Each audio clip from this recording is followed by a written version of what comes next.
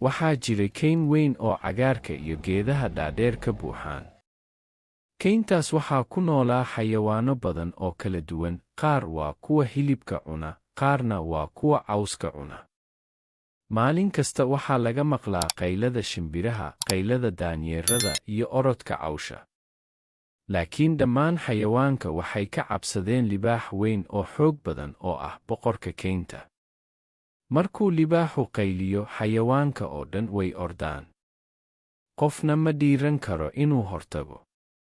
Libaaxa waxaa la odhan jiray Amiir Dhiig, waayo wuxuu jeclaa inuu xayawaanka ugaarsado xitaa markuu dheragsan yahay.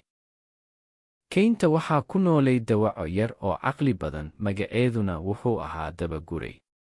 Dabaguray ma ahayn mid xoog badan, laakiin maskaxdeedu way dheer tahay. Maalin maalmaha ka mid ah ayay aragtay libaaxii oo gaajaysan, waxayna bilowday inay qorshe samayso. Iyadoo keligeed fikiraysa ayay tidhi, haddii aanan maskax adeegsan, maalin ayuu libaaxani i cunayaa. Laakiin haddii aan si xikmad leh u fakaro, waan badbaadi karaa. Dabaguray wuxuu rabay inuu tuso in caqligu ka xoog badan yahay jidhka.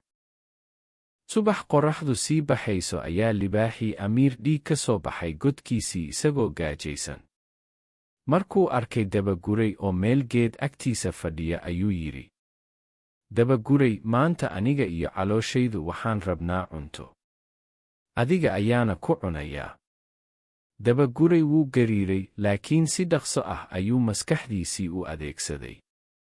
Wuxuu ku yidhi cod deggan, boqorkaygii Amiir Dhiigow, ma jirto wax iga farxad badan haddii boqorkaygu i cuno. Laakiin ka hor intaadan i cunin, waxaan doonayaa inaan kuu sheego sir weyn oo ku saabsan boqor kale oo libaax ah oo doonaya inuu kaa qaato kaynta. Libaaxii ayaa indhihiisa weynaadeen, wuxuuna yidhi, boqor kale? Kayntayda miyaa? I tus meesha uu joogo. Dabaguray si deggan ayuu u hoggaamiyey libaaxii meel ceel ah oo biyo leh. Ceelkaas wuxuu ahaa mid biyo cad leh oo si qoto dheer u jira.